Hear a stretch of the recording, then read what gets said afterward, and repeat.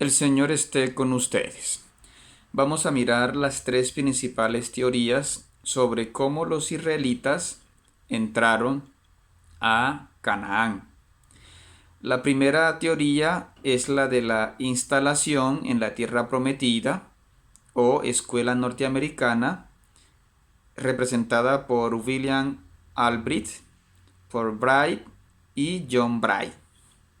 Ellos sostienen que hubo una conquista violenta y dicen que así lo revelan los textos y en el testimonio arqueológico de algunas devastaciones de ciudades hacia el 1200 a.C. Dicen además que los que escribieron estos textos no tendrían por qué inventar conflictos y que esas conquistas serían progresivas. Y hay una segunda teoría que es la escuela alemana o modelo de inmigración de Albrecht Ahl y Martin Knott, que sostiene hacia 1924 esta teoría de que hubo en cambio fue un asentamiento progresivo, que los israelitas penetraron pacíficamente en lugares despoblados o abandonados, como hizo Abraham en el Génesis, y que se fueron sedentarizando con algunas guerras, con guerras leves. Este modelo se apoya en que los ataques que describen las narrativas de las conquistas son escasos, en comparación con la enumeración de los territorios conquistados. Por ejemplo, si leemos Josué, vemos que hay pocas batallas y después se dice que ocuparon unos territorios muy amplios, sobre todo, por ejemplo, Galilea, de la que no se explican muchas batallas, o otros lugares, específicamente en Judá o al sur, de que nos explica mucho su conquista. Sostienen Albert Ahl y Martin Knott que los israelitas se unieron a aventureros que no eran cananeos como los arameos y los japiru, y que desde la época de la monarquía de sobre todo de David y Salomón, estas tradiciones orales se fueron escribiendo como unas leyendas épicas para destacar el pasado.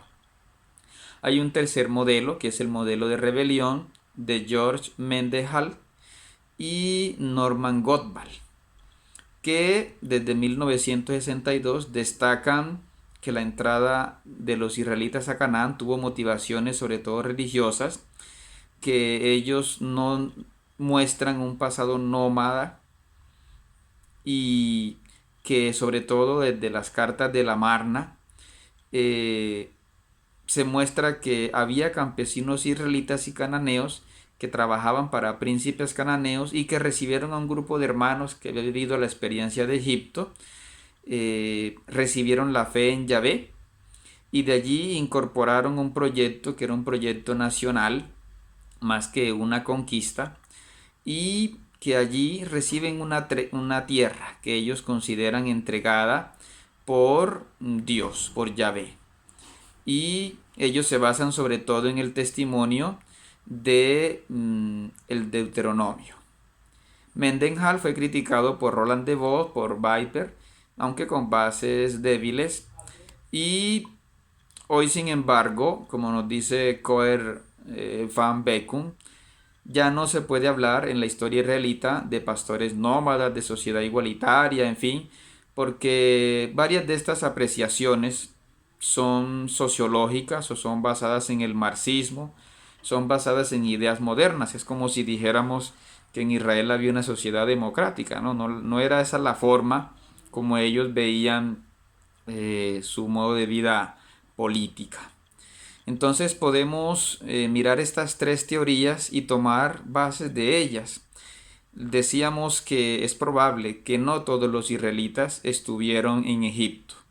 Alguien dirá, pero eso lo dice el texto bíblico. Sí, pero podemos entenderlo como cuando hoy juega un equipo de fútbol en otro país y decimos, mi país o nosotros ganamos el partido de fútbol. Nadie me va a decir, tú no jugaste allá en el estadio de ese otro país porque dices que tú ganaste. No, jugó el equipo de fútbol de mi país, pero ganamos ese partido todos los de este país.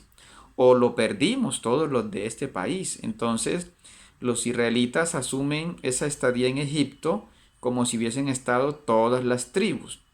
No se puede descartar que había israelitas antes de que entraran los israelitas, y eso no va tampoco contra las verdades reveladas. Es decir, la salvación de Dios sí se dio una esclavitud en Egipto, sí se dio una liberación, sí existió Moisés, sí existió Josué, pero algunas de esas experiencias que ellos asimilaron, recibieron, la vieron desde la fe. Recordemos que la Biblia narra hechos históricos, pero los hace desde una lectura de la fe.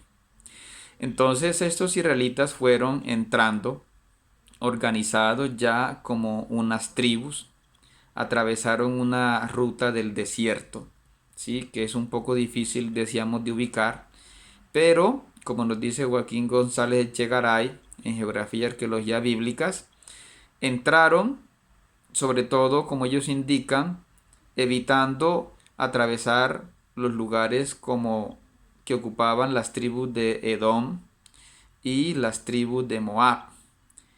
Y atravesaron estos lugares aprovechando además, como nos dice Israel Finkelstein en su artículo El primer Israel, el núcleo de Israel, un libro muy interesante que publicó en 2019. Entraron aprovechando que en ese tiempo, hacia el 1200, en Siria y en Palestina había una fuerte sequía. Es decir, la situación económica estaba difícil. Aprovecharon además que había un descontento social.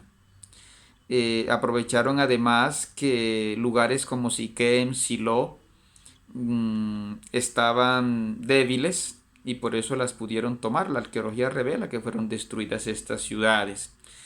Y la arqueología además muestra que en cambio otras ciudades como Gabaón y Gibeá fueron creciendo. Además tenemos que hay una fiesta en Israel que se llama la fiesta de las tiendas, lo cual sí respalda que ellos tuvieron un pasado nómada. Aquí además vemos que ellos se organizaron como 12 tribus, no en ese momento quizá, pero sí se fueron organizando, sí se fueron dando cuenta que eran un pueblo distinto a los que estaban allí, que se reconocían como cananeos.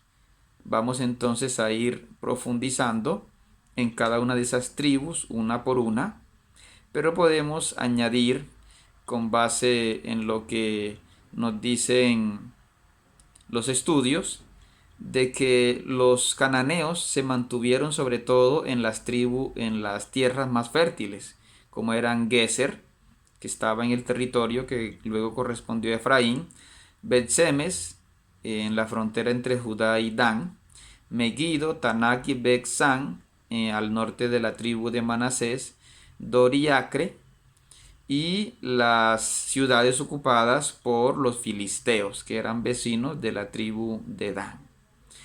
Vemos además que estas tribus incluso llegaron a servir a ciudades cananeas. Zabulón y Aser sirvieron a los vecinos de Acre. Y así, en fin, encontramos que esas relaciones, como nos dice Joaquín González Echegaray, no fueron siempre de violencia. También fueron incluso de servidumbre. Y que por ejemplo en época de Débora estas tribus como la de Benjamín, la de Zabulón y Aser logran independizarse de estas ciudades cananeas. Lo que sí podemos descartar es que en Israel no hubo lo que se llamó anfictionías. Martin Knott llegó a proponer que los israelitas se organizaban era como un santuario central, como una confederación en la que había un poder central. Eso pasó en Italia, eso pasó en Grecia, pero no pasó antes del rey Saúl en la tierra de Israel. Norman Gottwald hace un interesante estudio en un libro que se llama Las tribus de Yahvé, donde dice que lo que sí hubo en Israel fue una liga tribal que abarcaba toda la nación, que ellos ya se concebían como nación, que tenían obligaciones sociales y no solamente de culto, porque las anfictionías solamente eran federaciones de culto, además que eran en una parte de un país. Por ejemplo, las anfictionías que había en Grecia eran una parte de Grecia, o en Italia eran una parte del sur de Italia, pero acá en cambio hay una federación donde hay derechos sociales que no eran centralistas hasta que llega, como decimos, David y Salomón, ¿no? ¿Y qué más podemos decir? Según Israel Finkelstein, en esta época de la que estamos hablando, habría en Israel unos 45.000 habitantes y unos 250 poblados para un total, en fin, de unas 220 hectáreas, lo que indica que aumentó la población, desde 1200 aumentó, es decir, sí llegó gente nueva, sí llegaron unos israelitas, y sobre todo a lugares que se nombran ya como israelitas, como decíamos, Gabaón, Betel, Mizpah, sí. Entonces es interesante todo lo que nos aporta la arqueología, en especial lo que recoge, como decíamos, Israel Finkelstein en su artículo El reino perdido.